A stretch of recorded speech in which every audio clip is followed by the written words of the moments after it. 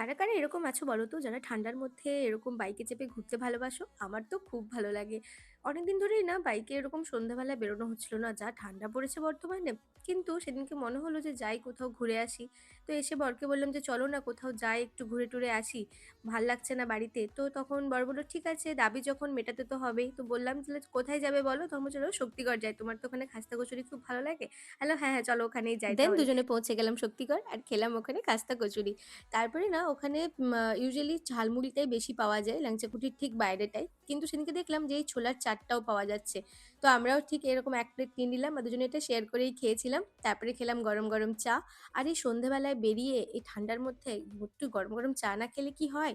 তো আমার এই ছোটখাটো যে আবদারগুলো না একমাত্র পূরণ কিন্তু আমার ইনিই করে থাকেন।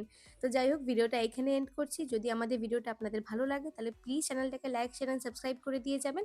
দেখা হচ্ছে নেক্সট ভিডিওতে। সঙ্গে থাকুন।